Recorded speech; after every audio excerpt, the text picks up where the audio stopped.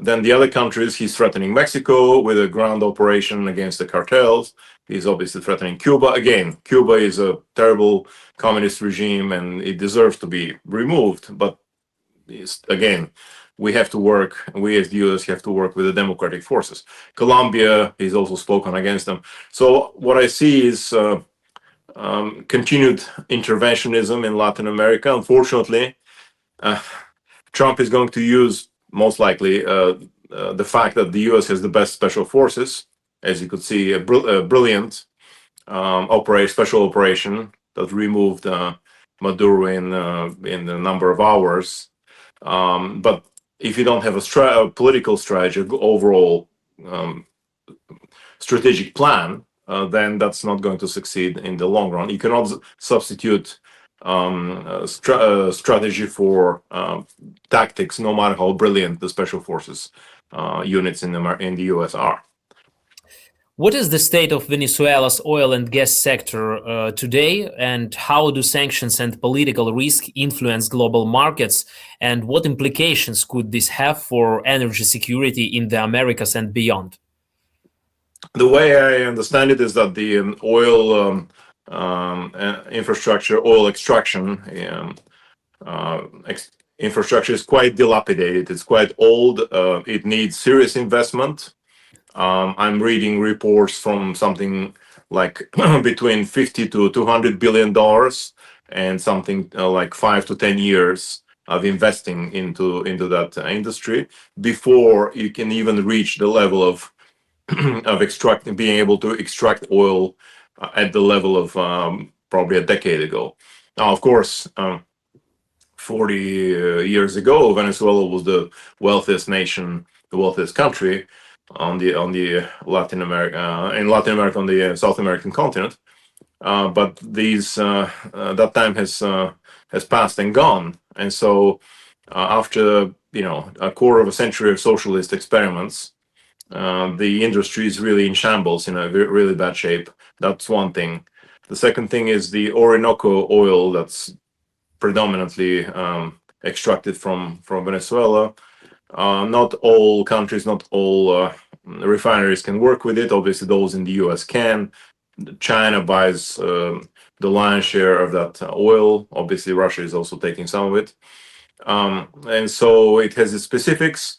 But for the oil companies to invest in Venezuela on such a massive scale, first of all, Trump cannot force them just because he's the president. I mean, they have their own economic and financial logic when they commit to such a massive investment plan.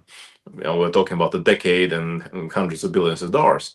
That's one thing. If the price of oil goes down, which we just said that's the goal, to actually force Russia to stop the war, then those companies will be more reluctant to invest, because obviously Venezuelan oil will also be cheaper, and they won't be able to generate such revenues as during the periods when the oil was the price was high. And so these are some of the risks, and they're quite serious. We should not expect that just because Maduro is gone, suddenly Venezuela oil starts flowing out in the market. It'll take many years before this happens. Donald Trump agreed new sanctions against Russia. If I understand correctly, Congress will vote next week. And what do you think about it? Is it intimidation or a real intention? Look, we should not tie Trump's name to all the initiatives, good or bad, especially in this case, legislative initiatives. As you know, this sanctions package is mostly the brainchild, let's put it this way, of Senator Lindsey Graham and some other old school Republicans. We call them Reaganite Republicans, who really perceive Russia as a threat on the global scene, and they really want America to put more pressure economically, militarily, not only diplomatically, on Russia. So yes, the Senate has voted in favor of it, but then Now the House, which is the representatives in the U.S. Congress, has to vote on it, and then that's where the Trump MAGA wing has has a predominance. And so we'll see if this will go through the lower chamber, the House, the way it was voted for in the Senate. Now, if you ask me whether Trump in particular wanted this to happen, I mean, he's been dragging his feet consistently. But again, because Trump is, luckily he's not the king or the emperor of the U.S., he's still the president. There are other factors, other actors, other players around him, other factions that are able to put pressure on him and maybe convince him that this is actually a good step forward. So, as I said, in this case, it's the Graham and the classical Reaganite Republicans, most likely. We'll see also if he will wholeheartedly, fully support this step, or whether he's just going to use it as intimidation, as you said, during further negotiations with Russia. How can events develop in Greenland? Because Trump stated that United States need the island because of national security. That's the billion-dollar question, let's put it this way.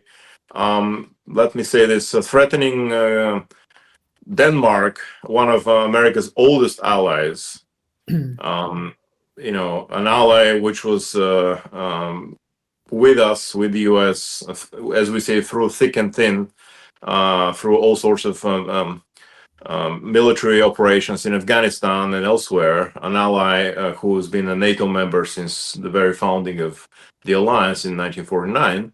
So threatening Denmark that we, the US, can or will annex Greenland by using military means if necessary is a terrible way of communicating to NATO and to the entire democratic community in the Western world.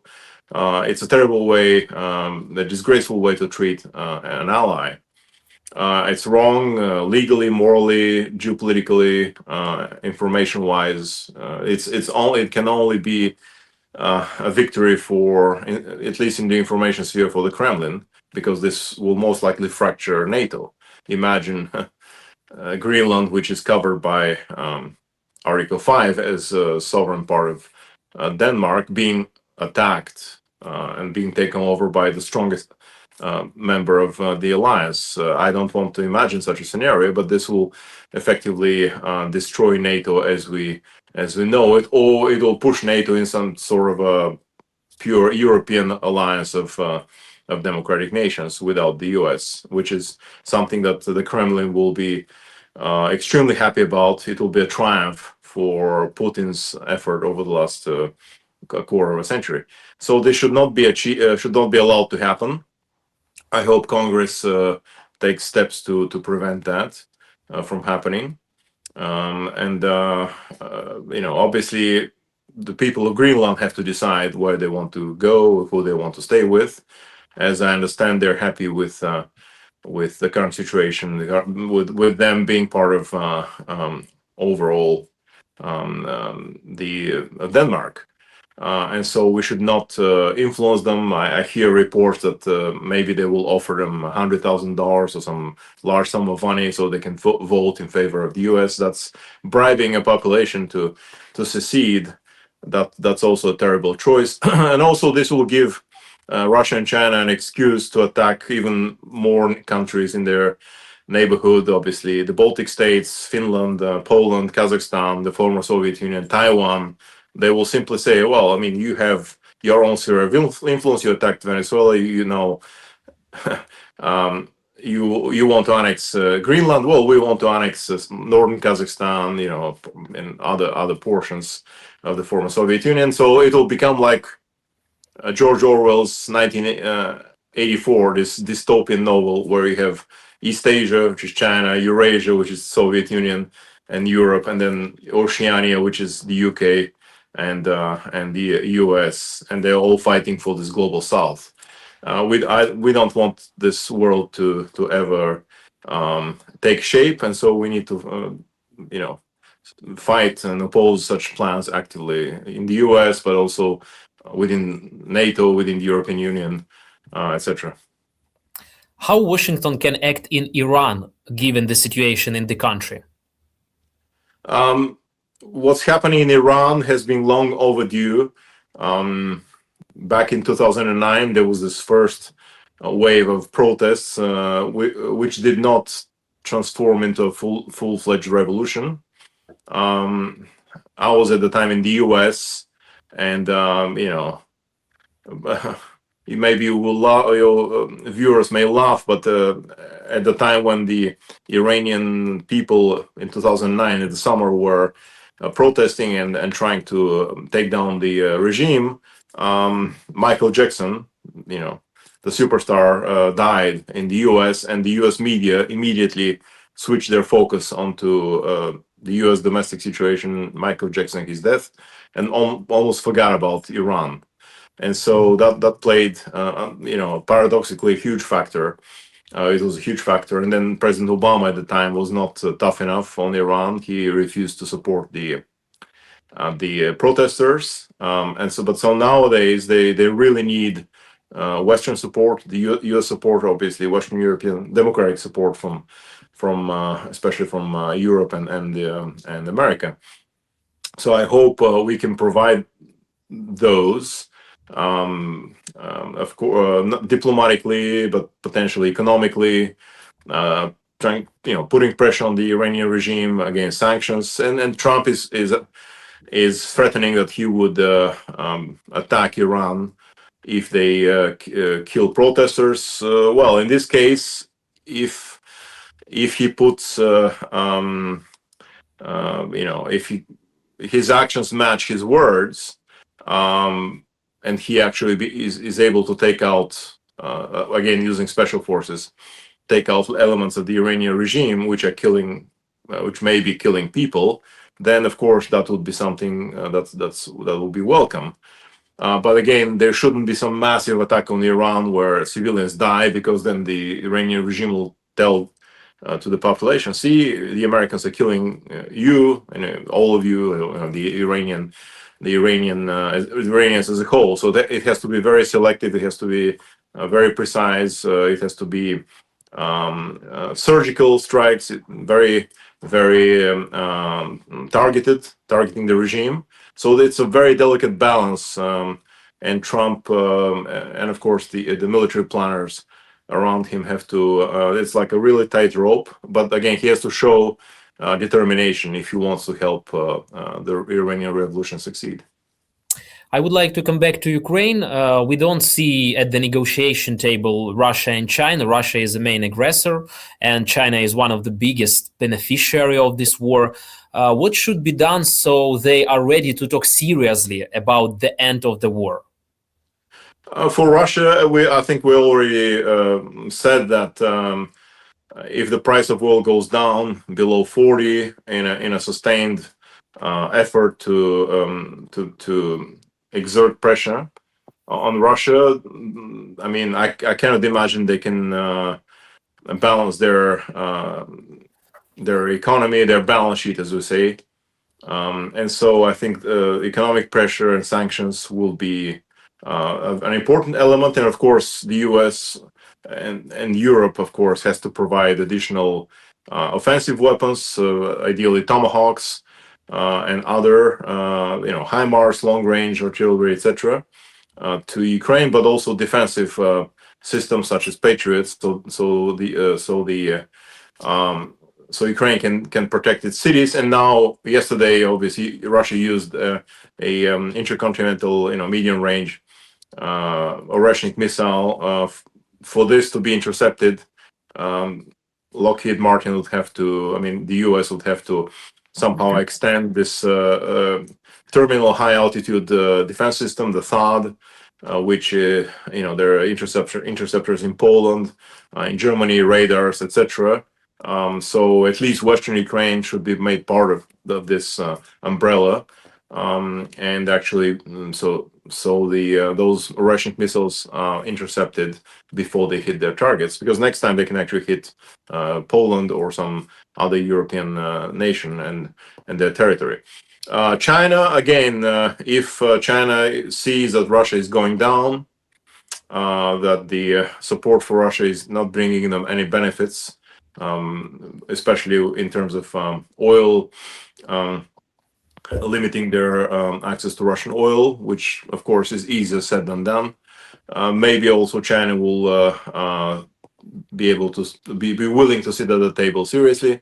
But at this point, I'm not holding my breath. I'm not very optimistic. I think China still would like to support Russia. So the West is distracted in Ukraine and in the European theater, where while China is preparing their potential operation for the takeover of Taiwan. Maybe not this year, but next year, in a couple of years. It's obviously a massive ideological, information, political, geostrategic project for President Xi in China. So for as long as they believe NATO and the US are distracted with Russia, then China can continue with its preparations. Mark, thanks a lot for your expertise and for your time. Have a good day. Thank you very much, Maxim. Always a pleasure.